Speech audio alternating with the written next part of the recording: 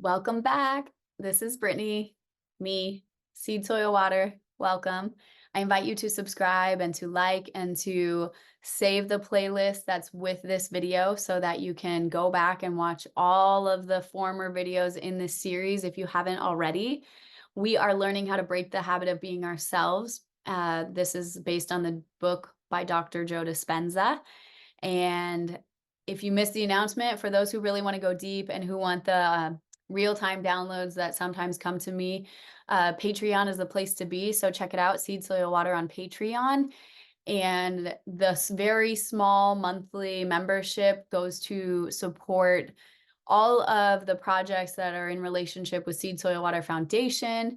There's a small 10% of that will go toward administration stuff and like me providing for my children. And then the rest of it goes to supporting the mission at hand, which is many, many beautiful things that are supporting people in the world in a good way that's going to allow them to progress. So one of those is Path of Bliss Football Academy in Ghana, where they not only take young men and give them an opportunity for a path forward that is healthy and legal and through sports, which could produce many opportunities, but they also teach mindfulness, meditation, and yoga, stretching, and just how to care for your body and overcome yourself, just like the theme of this book that we're doing. So let's jump right into it. We are in chapter 4, Overcoming Time. Ooh, how many of us have a weird relationship with time where sometimes time can be that like thing in your ear that makes you feel anxious?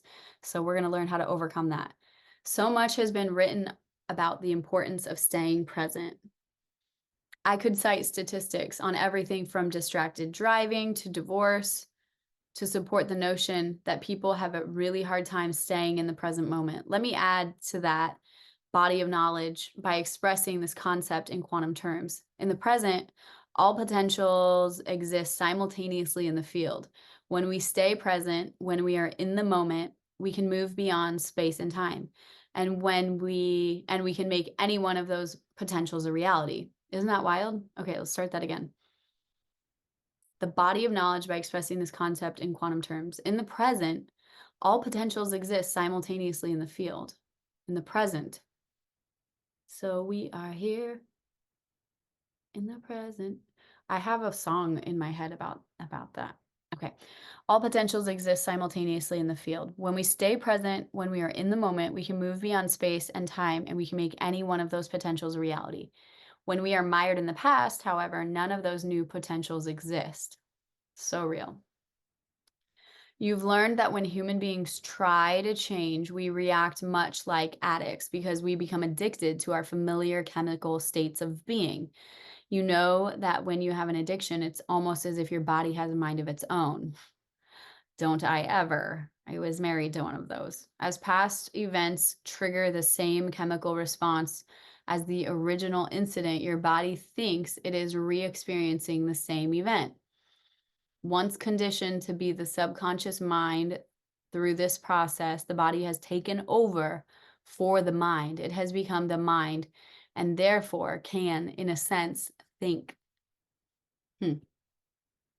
Doesn't think well, but it's thinking. I just touched upon how the body becomes the mind by the cycle of thinking and feeling, feeling and thinking. But there's another way in which this occurs based on past memories. Here's how it works. You have an experience which has an emotional charge. Then you have a thought about that particular past event. The thought becomes a memory, which then reflexively reproduces the emotion of the experience. If you keep thinking about that memory repeatedly, the thought, the memory, and the emotion merge as one, and you memorize the emotion. So the thought, the memory, and the emotion come together and they like coagulate. Is that the word? I'm just making this up. And you memorize the emotion. Now, living in the past becomes less of a conscious process and more of a subconscious one. It's like when that seed actually grows roots and digs down deep, and then you're like, it becomes now a part of the garden deep down, even if you pop the top off, you know? Okay, so here we have a picture for those who are just listening if you want to look. Thought, memory, emotion. Thought is memory, which leads to emotion. Now it becomes a memorized emotion. Interesting. Okay. The thought produces a memory, which creates an emotion. Here's the explanation on it. The thought produces a memory, which creates an emotion. In time, the thought becomes the memory and an emotion follows. If this process is repeated enough times, the thought is the memory, which is the emotion, and we memorize the emotion. So yeah, so the thought now, instead of it just being a thought, the thought is infiltrated by the emotion. And now our body thinks it's keeping us safe by always bringing that up. It's like, remember, instead of just remembering like an event, it's like infiltrated with all of these feelings. And shout out to my counselor because she knows how to do energy work. And like as we deal with things come up, and like it's crazy because the raw pain of something that we were covering, like even just in speaking about it, sometimes it's like it gets digged up to the surface and then that pain is like so fresh again and then we clear it all out. And so anyway, this stuff is real. It's for sure real because I'm living proof that it's real. The subconscious comprises most physical and mental processes that take place below our conscious awareness. Okay, let's say that again. The subconscious comprises most physical and mental processes that take place below our conscious awareness. It's like the undercurrent, it's like the little duck's feet that you can't see it, but it's how it's propelling the motion. Much of its activity is involved in keeping the body functioning. Scientists refer to this regulatory system as the automatic nervous system. We don't have to consciously think about breathing, keeping our hearts beating, raising and lowering our body temperature, or any of the other million processes that the body does to help maintain order and heal itself. Isn't that so wild? Our bodies are like supercomputers, entire ecosystems of crazy, brilliant, tiny little molecules that know what they're doing. I think that you can see how potentially dangerous it is for us to cede control over our daily emotional responses to our memories and environment, to this automatic system. This subconscious set of routine responses has been variously compared to an autopilot system and to programs running in the background of a computer. What those analogies are trying to convey is the sense that there is something below the surface of our awareness that is in control of how we behave. Here's an example to reinforce these points. Imagine that in your youth, you came home one day and discovered your favorite pet, passing away on the floor. Every sensory impression of that experience would be, as the expression goes, burned into your brain. That experience would scar you. With traumatic experiences like that, it's easy to understand how these emotions can become unconscious, memorized responses to reminders from your environment that you lost a loved one.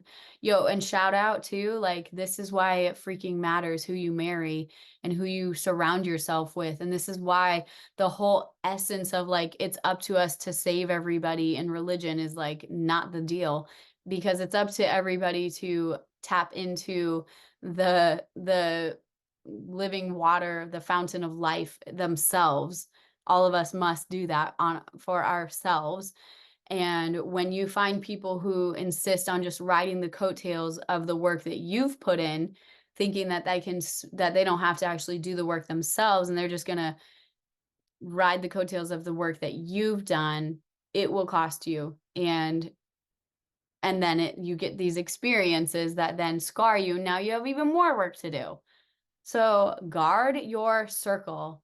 Don't let just anybody in. Bring judgment back into the mix. We need to bring that back into the mix.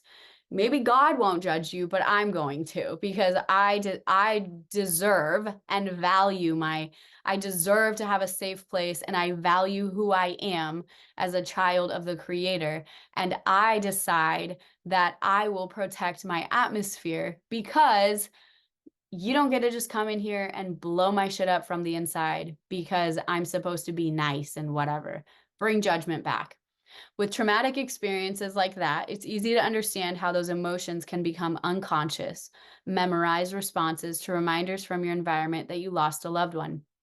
You know by now that when you think about that experience, you create the same emotions in your brain and body as if the event was occurring all over again. All it takes is one stray thought or one reaction to some event in the external world to activate that program, and you start feeling the emotion of your past grief. The trigger could be by seeing a dog that looks like yours or visiting a place you once took him as a puppy. Regardless of the sensory input, it activates an emotion. Those emotional triggers can be obvious or subtle, but they all affect you at a subconscious level. And before you can process what has happened, you are back in that emotional chemical state of grief, anger, and sadness, which is also why if you're in therapy, like find somebody who knows how to clear that out, not just rehash it and bring it back up with you, because just bringing it up to the surface, if you don't know how to actually resolve it, is just gonna do that, what I just said, like bring you back into the moment and make you feel like you're reliving it without resolution. Once that happens, the body runs the mind. You can use your conscious mind to try to get out of that emotional state, but invariably you feel like you're out of control. I don't want to go through this. This is called a conditioned response. The process occurs automatically. Why? Because the body begins to respond autonomically. Think of our autonomic nervous system, the cascade of chemical reactions that is triggered in moments changes the body physiologically, and it happens quite subconsciously with little or no conscious effort. So that paragraph I skipped was a Russian scientist who strapped a few dogs to a table, rang a bell, and then fed them. Over time, after repeatedly exposing the dogs to the same stimulus, he simply rang the bell and the dogs automatically salivated in anticipation because they've created that association. Okay. So this is one of the reasons why it's so hard to change, because the conscious mind may be in the present, but the subconscious body mind is living in the past. If we begin to expect a predictable future event to occur in reference to a memory of the past, we are just like those canines. Man, this is so real. It's like it, and this is where if I could pass a message to the person that did us so dirty, it's like you have no idea how many times I'm turning a corner thinking I have healed and evolved, and then I try and just have a simple human relationship, and all of a sudden the mental craziness is stirring, wondering like, am I being betrayed? What is he really doing? Like, what's really going on? It doesn't even have to be a serious relationship. It could just be a person I know.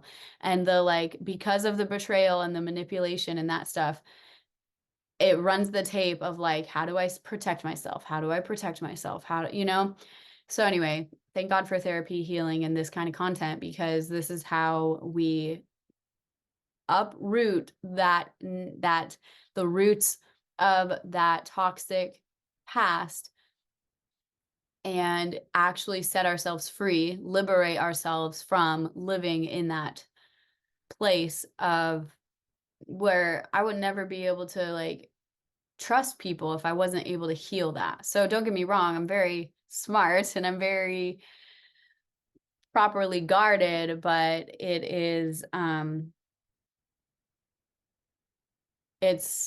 takes some work to not live in the past. Once we break the emotional addictions rooted in our past, there will no longer be any pull to cause us to return to the same automatic programs of the old self. It begins to make sense that although we think or believe we are living in the present, there is a good possibility that our bodies are in the past.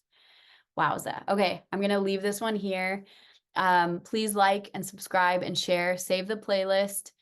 If you haven't watched the whole series before this yet, go check it out. We're several videos in, and save this playlist to your playlist list. How many lists can we talk about right now? Save it there so that you can come back to it, and be blessed, be well, be free.